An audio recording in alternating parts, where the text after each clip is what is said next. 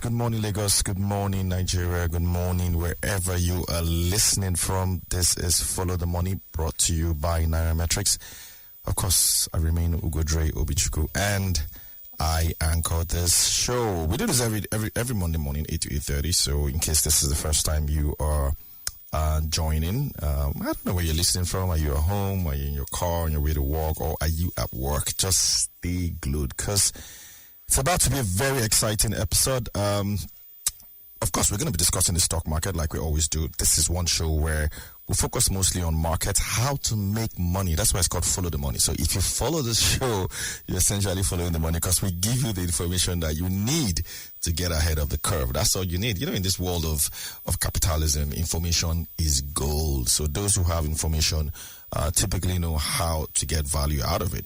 So we're going to be talking about the stock market. And of course, we'll talk about inflation, and then we'll also talk about the exchange rate. We do talk about the exchange rate as well.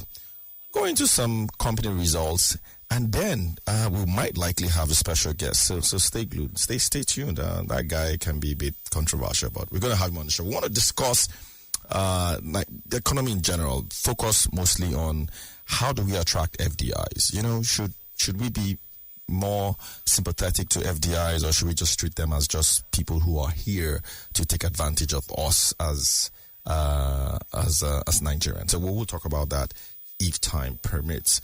All right, so we go right into it. The Nigerian All Share Index again rose, closed the week at 105,722. And then market capitalization is now 57.8 trillion. So essentially, All Share Index is up 3.8%. We did have a slight dip the last week, if you all recall. But looks like investors are back in positive direction. So the market is up again. The All Share Index, which is basically how the Nigerian stock market is measured performance-wise, is up, wait for it, 41.39% year to date. We're still in February. Yet, people who have invested in the stock market, most of them, maybe not all of them, but most of them are up 41.39% year to date. And then even if you decided you just wanted to invest in the 30 most capitalized stocks, or like what you call like the NSE 30, the main 30 stocks that drive the exchange, you would even be up higher at 42.8%. And if you say, okay, look, I'm just interested in consumer goods stocks, I don't want to invest in anything else, I just want to invest in, consumer goods stocks, FMCG kind of stocks, you'll be up just 9.6%. But you're still up.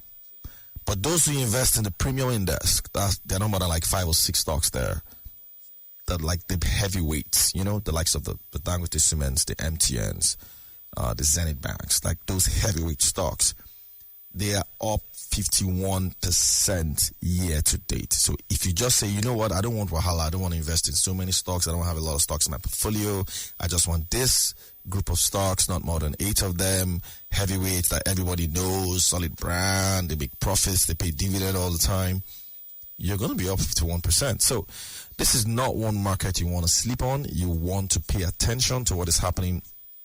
The stock market, it is currently booming, or the bulls are currently in charge.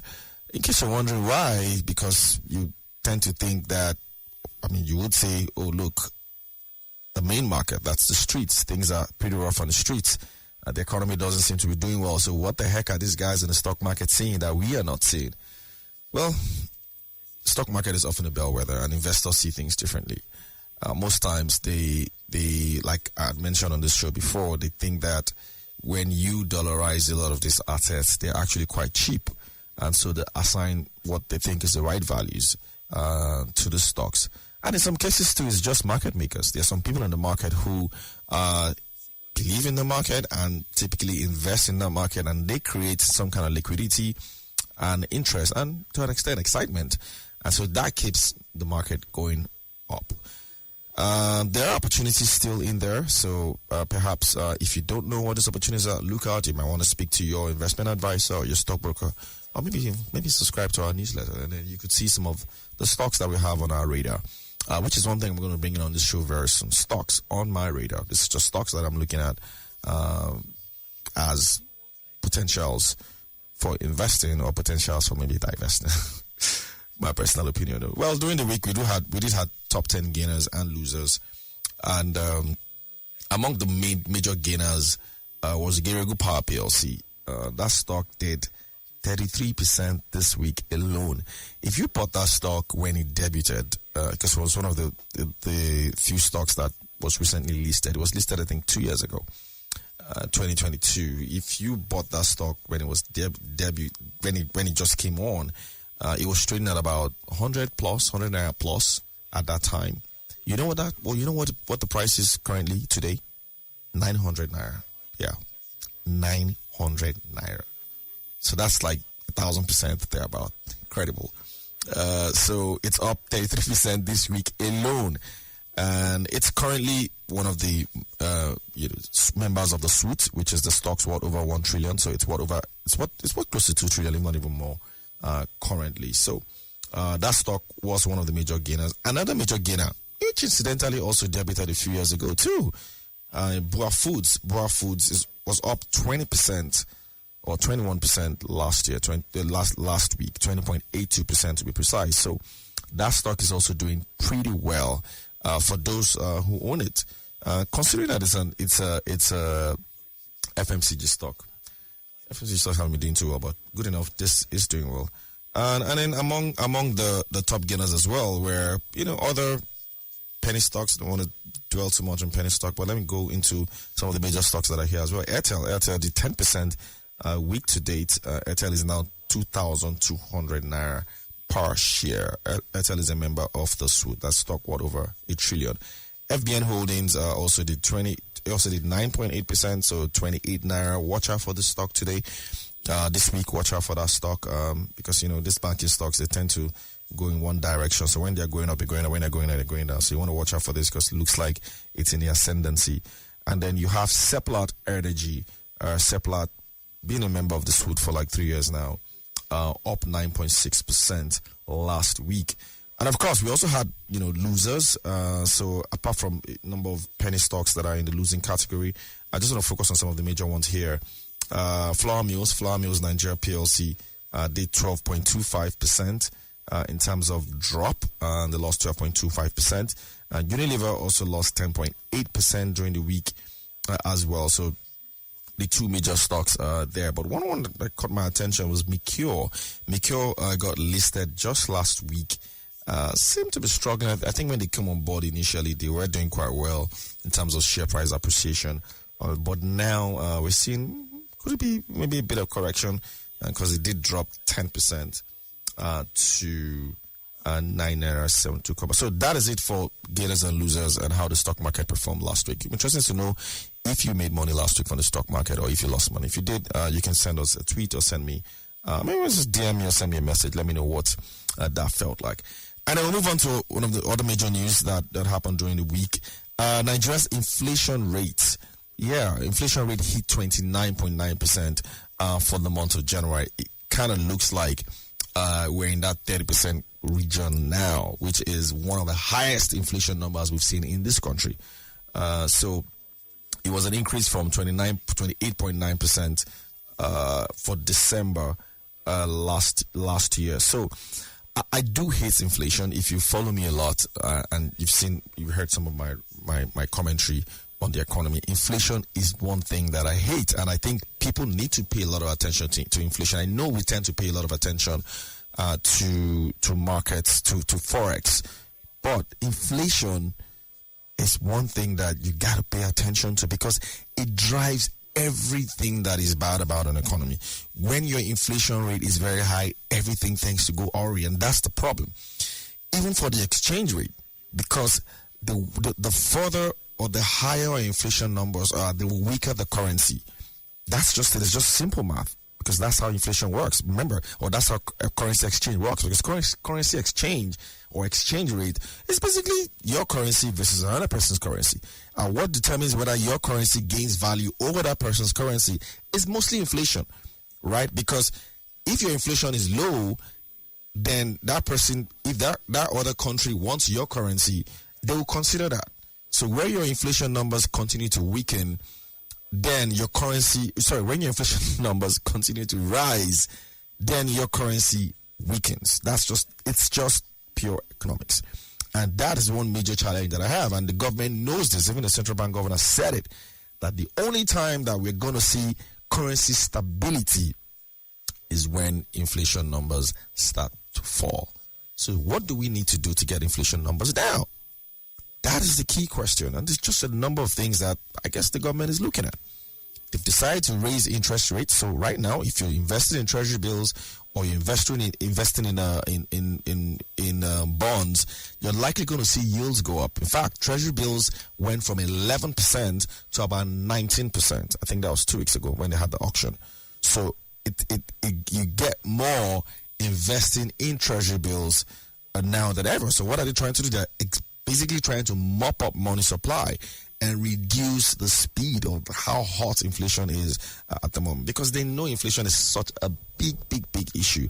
So the only thing you got to do to get inflation down is to do one of those things. And the first one, of course, is raise rates. And so they've done that, even though one of the reasons why they are raising interest rates is also to attract foreign capital. Because no investor is going to bring money into your country when your interest rate on treasury bills investment is way lower than your inflation rate. So they've moved the rate from 11% and they moved it now to 19%. It's going to be interesting to see how the first monetary policy committee meeting of the central bank, what they come up with this week. And they are also likely, as most people will say, raise their own MPR rate from 18.75%, which has been for some months now. Probably some people will tell you it's 100 basis point, 200 basis point. I actually read a report that said 500 basis point, which means probably go from 18% to about 23%, 23.75%. So this is all geared towards reducing inflation. But the real elephant in the room is actually supply side factors. Things like insecurity, logistics, bad roads, ease of doing business, this sort of things that just affect how people do their business. And businesses always account for those things. And that's why you see inflation go up. So, for example, you probably have 1,000 tubers of yam that you brought in, that you've got out from your farm, and you want to ship them down to Lagos from, say, Benue State. And then between, Benue State and Lagos, half of it just goes bad. You're still going to want the full money you want anyway that you invested. And so what you do to recover is just double the price of yam, or maybe half of it gets stolen or whatever. So these are all supply issues that contribute mostly to inflation. And it really is up to the federal government to fix this thing. So I really, really hate inflation. In the West, where inflation recently, went up, if you all have been following the news, you see that they are confronting it head on. Because they know inflation usually topples, you can actually just lose your political power if you don't control inflation very well. They know that. And so they take inflation very, very seriously in the West. So you got to pay a lot of attention to inflation numbers. Our inflation numbers are actually high right now, and it only makes sense that we do everything that we can do to bring down inflation. And I think the government, perhaps currently in the right direction. The exchange rate, of course, I'm sure we all know exchange rate depreciated last week. We saw numbers that we had not seen before, and it was quite disturbing. We saw the exchange rate close at 1537.9 during the week, which was perhaps the weakest we've seen the official market trade. And albeit a slew of FX policies that the government put forward, that the central bank put forward, just to sort of stem the slide of inflation, of exchange rate, essentially the supply side basically. So we've seen a lot of that happen last week. But then looks like the market has a different feeling. The market kind of feels like, look, you can't have inflation, you can't have the exchange rate strengthen despite all the things that the central bank is doing. And so that's a big issue for them. Interesting to see how this things pan out. The central bank has put up a whole lot of circulars, a whole lot of policies trying to sort out the exchange rate from the supply side as well. Trying to improve supply. We've seen the one on telling oil companies to reduce how much money FX inflow that they keep abroad. We've told them to try and, Central Bank is saying, look, we need more of it in the market so that we can create liquidity. You also seen the one on BTA and PTA, which means that you can't get your personal travel allowance in cash anymore. If you want to put travel allowance, they're going to put it in your debit card. That's what they want. And the whole idea is trying to just create liquidity rather than just give you cash and then you just keep it in your pocket and you don't bring it into the market. So they're trying to, do all those things. But looks like the market wasn't really buying it. And then the exchange rate weakened. We even saw 1.6 at some point during the week. So it's going to be interesting to see how the exchange rate pans out this week. And so that is it for market wrap up. We're going to take a short break and I'm going to review my guest in a bit. Thank you.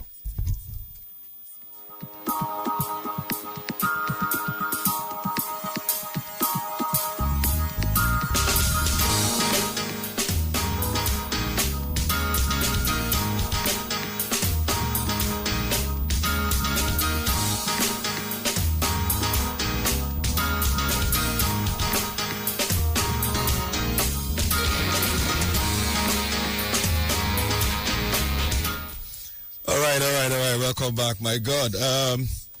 Lagos, so we have in the studio a guest today, and we're going to be talking about the economy. We're going to be talking about some of the things that we're seeing, and this is one amazing person you want to listen to. People who follow him know what to expect. So we have in the studio today the Duke. Yes. The Duke of Shomolu. Yes. Joseph Edgar. Very well followed, very well respected. For those who are in the stock market, a lot of people know you these days for a lot of things. They know you these days for arts and culture, but they don't know that your background was in the stock market. That you were one of the early birds. Field stockbroker. All right. Good to see you, man. And of course, Duke typically has a lot of amazing nuggets. If you're one of those who are subscribed to his WhatsApp channel, you always see him, put up a lot of stuff, especially on the economy. So he's very opinionated on a lot of stuff. We just want to talk a bit about what's going on in the economy. So let's start with FX. The central bank has tried to do a lot of stuff. Yeah. Right, Duke. Mostly you're seeing circulars every day. They're trying to untangle some of the stuff that the Emefiele-led central bank, did. They've done their own, didn't work. So you've seen Cardoso now doing his. But critics will say, look, Cardoso has come in with his own policies, but the exchange rate has weakened by over 50%, even worse than it did all through the years of Emefiele. So is this a case of we need to be patient, or perhaps maybe they didn't do a better prognosis? They probably don't know what they're doing. No, we can't be patient again. No, we can't be patient anymore. We'll soon die. Let me tell you how bad it is. So somebody buys. This is a replacement cost. Mm-hmm. You get it's a replacement cost. You get it's a major fallout of this thing. Do you understand? So you buy something at 2 naira, you sell at 2.15, and you go back. The cost is now 2.30. You get so the cycle just keeps going on and on. So we can't be patient anymore. You get so my challenge is that I think they're just looking at this thing just from one side, trying to manage very little resources. Nobody's talking about the supply side of things. Do you understand? Nobody talk about the supply side of things. So how do we ramp up the revenues? How do we ramp up the inflows of FX? Of FX. You get me now? So that is where the problem is. So all CBN is trying to do right now, from what I see, I could be wrong, is the fact that they're just saying, okay, look, we have X that comes in. You get how do we make sure that X is maximized so they can hold this? It's not going to happen. It's not going to happen. So I wrote an article recently and I talked about confidence. So on these things, it's confidence. It's lack of confidence that makes people hold. It's lack of confidence that makes people have stuff outside of the banking system. It's lack of confidence that makes people refuse to sell. Do you get me now? Now, if government comes out and shows a sign of being sure-footed, this is what we've not seen. By now, the CBN government should be having almost a daily update to the public, almost a daily, on a daily. This is body language, You get, it's body language, just shakara. You get, but we're seeing a very timid CBN. We're seeing a very timid government. You get, that's not giving confidence. But they're claiming, well, they need timidity now, that the last CBN was always all over the place, was always in the news and blah, blah. CBN is meant to be very conservative. That's because we don't have leaders with foresight. Because if you have leaders with foresight, you won't listen to all of that things. Do you understand? Because you know where you're going to. Do you understand? Last time we had a leader of foresight, Curtis Obasanjo, well, Command has taken a position. You see, people need to be able to plan. That's what's killing the economy. We can't plan because we don't know what's going to happen. Do you get? Today is Monday morning now. Now start falling again. We don't know what's going to look like at the end of the week. Do you get? But if somebody comes out there on almost on a daily basis and say, I'm on this, I'm on this, I'm on this, at some point when I say, okay, let's cut some slack. Let me tell you something I heard over the weekend. Fact from a very reliable source. Fact. Do you get me now? We have $30 billion in dormant accounts verified. Yes. We have between $25 to $50 billion in private vaults in the system. Private vaults? Private vaults like in people's houses or what? Houses and people's mattresses. Do you get? I'd like to know where that data came from. That means that we have a possible 70 to $80 billion floating in this country. And we are going to borrow $3 billion to stabilize. I see the problem of confidence. I see the problem of lack of policy to pull out these things. Do you get? People just want to be sure. So what do we need in terms of supply? Someone else said that perhaps the government needs a huge... I think the government needs a huge jolt of inflow. $10 billion, $20 billion. I'm telling you that we have $80 billion in the system. But how do you get that in? The government has to show confidence. Government, I mean, $30 billion in DOM accounts has been like that for the last 5 years. That's not new money. We need new money. That money is not sitting down in the drawer. It's in an account. It's already it's not physically waiting in that account. Yes, exactly. So trading is used already. Exactly. Yes, that's my point. Good, but it needs to circulate. It needs to circulate. And what to make it circulate is two things: confidence and policy. So basically, what we are seeing CBN do right now is fire brigade. After the fact, do you get? Which is not driving confidence. Of course, when we talk about confidence, government must give the system confidence. Do you get me? All right, Lagos, CBN, if you're listening, the Duke is saying, look, we need to see more of you. We need more confidence. And it starts this week. I think the MPC is this week, so we're going to get from there. One other thing we've often talked about, Duke, is you want to attract foreign investors. How do we treat FDIs? Why is it that, like Nigerians tend to see FDIs as, perhaps enemies? Like, this will just come out, our country, they chop money. Like, but then you need FDIs. I was looking at data from the MBS that just got released last week. The whole of last year, total amount of capital inflow we got was $3.9 billion. That's the lowest that we've seen since 2008, and that's dating back to when the central bank started collecting this data. We've never seen investor inflows that low, right? And it's been low for the last 8 years anyways, except from 2019 when it was at $20 billion. Just to give you an idea of where we used to be. At 2019, we brought in $20 billion, $23 billion actually. And now we've got $23.9 billion. So, should our attitude to FDIs change? You see, let me tell you something. In the last 1 week, I've had a running battle with a very funny person, just who doesn't understand these issues. Are you getting me now? So when the president won his election, when he was sworn, the first thing he did was go to India. To go and look for these things. And next thing that was good stock exchange. And New York Stock Exchange to go and look for this thing. And then somebody now start shouting, everything's good in South Africa, everything's good in South Africa, everything's good in South Africa. No, we need FDIs. You get very, very importantly at this point. Very, very importantly at this point. I hear the government has gone to Saudi Arabia and say, please give us X. Do you understand? They are going to internationally to give us X. So at one point we are saying, Naira has been taking a beating in the market. And next point you're not saying, FDIs that have come in and stayed, we should not patronize them. Are you getting me now? You can see the results. I saw NBA results yesterday. It's blood on the dance floor everywhere. You get so FDIs apart from the capital inflow, they be bringing a lot of technical transfers, creating jobs, impacting on the economy in different angles. Are you getting me? So FDIs should be treated like little gods. If there's like that. Can we actually? Will the FDIs? I mean, you just mentioned Nigerian breweries. The entire breweries, the three major brewery providers in Nigeria. That's Nigerian breweries, Guinness. And international breweries. They had a combined loss of 200 billion. With policy, they're selling more beer alone. Yes, I mean, top line is actually good. Operating profit is actually good. But bottom line was bad because of Forex. So are they going to want to bring their money in with all these problems? And that's why government has to look at it very critically. By now, I don't know why the president has not had a big meeting with every company in this country that's crossed the $1 trillion valuation mark on the stock exchange. I don't know why that meeting has not been I heard something like that is in the offing anyway. It has to happen very quickly. I heard it's in the offing. And in public. And in public. And then he must have meetings with the Fugas. Board and management of Fugas, top 5. Are you getting me now? So look at these things. These things used to happen during Obasanjo, though. He always had. I don't want to talk too much now because you know Obasanjo. Say, God forgive me.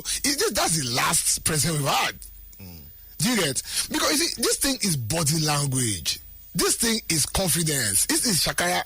Do you get? So if the president of the Federal Republic of Nigeria, President Bola Ahmed Tinubu, summons the CBN governor, summons the Minister of Finance, summons the Fugas, summons the top FDIs in the system, summons all the economic stakeholders, and in front of everybody and says, guys, I give you guys 2 weeks. Try me. And walks away. Are you getting it? You think they're going to hammer out something that works? Definitely. Because this is artificial. The Naira is being attacked. But the exchange rate is currently inflation rate is currently at 29.9%. That's real. That's real. What are they going to do? Are they going to like bring it down to 10% immediately? What is driving it? It's FX. And what's driving the FX? 60-70% of the FX of the dollar gain against Nigeria, against Naira is speculative. Is it really speculative, Joe? It is. I mean, okay, let's look at it. You would say what will make a currency to be dropping daily? What is the demand? So for example, that's speculation there. A lot of people, and I'm sure you're one of them, most middle class Nigerians today have families abroad, which means most of your daily cost is now in FX. That's what people don't realize. Now it's a lot of money. No, Godre, if you have to send $2,000 rent alone, we have seen the list of what to spend money on now. Yes, Nakazo. Yes, they're all important. Yes, cars. What else again? Health, drugs, pharmaceuticals. You get this thing I talk about now. School fees is like number 5. But these are all old data. No, we haven't looked at the most recent data. I saw it. I'm telling you, it's old data. Go, just do a regular survey. Ask a regular guy who stays here, whose family is abroad, how much of his money he spends. He spends very little here. Most of it is in dollars. No, see, hold on. So is that speculative? Hold on. This sending family abroad is a 10-year, 15-year phenomenon. It didn't start in Tinubu's regime. So it could not have affected, it cannot be the direct cause of what we are seeing today. Because it happened, it has been happening. The Naira. But isn't it worse now? No, because now the Naira is being attacked. So it's causing a domino effect, a spiral effect. So people are now saying, you know what, let me just kukuma sell everything. Let's sell everything and go. Because I know someone who's decided, like, you know what, I'm just done. When I change my money to Canadian dollars, I keep getting lower value all the time, and so he's just sold off his assets. Okay. So, like you said, it's a domino effect. Do you get? So Naira is being attacked. It's losing value on the daily. It's hitting up inflation. Do you get? As it's hitting up inflation, purchasing power is dropping. Purchasing power is dropping. Capacity utilization is dropping. You know, companies are folding up. It just goes like that. So you need to go to the source and kill it. Who are those speculating? How do you start, because this is what Emefiele was doing that a lot of us didn't like. You can't start attacking speculators. Why attack speculators? My brother, whatever I need to do. Speculators are only doing what typically happens in a capitalist setting where they see opportunities, isn't it? No, but you see so they can't be the problem. No. The problem has got to be structural issues. My brother, there's a thin line between speculating and trading. Yeah. You get me now? So how do we dimension that? How do we know who's trading? How do we know who's speculating? Is speculation illegal? No, speculation is not illegal in the true sense of the word. Yeah. But what we are seeing here now in Nigeria in the last 4, 5, 6, 7 months, do you get me now? We are seeing people who have access to FX by virtue of positions, by virtue of income bracket, by virtue of relationship, do you get me now? Actually taking positions against the Naira that's affecting the Naira right now. Okay. I mean, if you're listening, you heard some of the points the Duke is saying here. I think I agree with getting people together, private sector people in-house, and trying to look for solutions that we can get. I don't know whether they can get any solution out of that, to be honest. It's going to be very difficult for me. One other thing I was going to ask you as well, we saw interest rates go up from 11% to 19% for treasury bills. The CBN MPC meets, I think this week or is it next week. What do you think is going to happen? Are they going to take interest rates up? Do you think raising interest rates is also one of the solutions? Yeah. It's a short-term solution because it will mop up excess liquidity in the system. Do you get? It's mop up excess liquidity in the system. Do you get? But that may also further impact cost of funds for businessmen. Exactly. Do you get? So it's a catch-22. Exactly. Do you understand? It's a catch-22. Maybe we need profits right now. Oh my God, time is almost up. Joe, you have to come back here. You have to come back to this show. But one last thing, though, we've always talked about how government spends as well. Fiscal deficit, that's a big problem. Government spends too much. But do we really be spending like this? Yes. So like I told you, there are two things. Catch-22 too. Just government needs to spend. Government needs to spend. Do you get to reflate the economy? But in what areas? Do you get me now? Like, is it that kind of Cooper spending where 1,000 people went to conference, or is it where somebody goes to donate $100,000 to a foreign country to build a hospital? You know, so those kind of irrelevant spending that we are seeing. Do you get me now? Buying jeeps for House of Rep and like that. No, but see, government needs to spend on infrastructure. Government needs to spend on health. Government needs to spend on the supply chain. Government needs to give grants. Things that actually break down that inflation directly. Government needs to go to MBL and say, look, how do we intervene?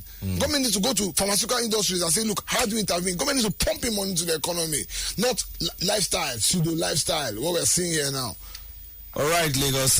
You've heard the Duke of Shomolu. I had to drag him here, guys. You don't need to know what he did to get here. He just wanted to be on this show this morning, and I appreciate you, the Duke of Shomolu, for being on this show. I know it's not easy getting you on the hot seat. That's it, Lagos. So follow the money. Again, if you missed this show, if you're just joining, you can always catch it live on Spotify or anywhere that you stream your podcast. Just search for Follow the Money by Nairametrics. My name is Ugo Dre, signing out. Thank you, and do have a profitable week ahead.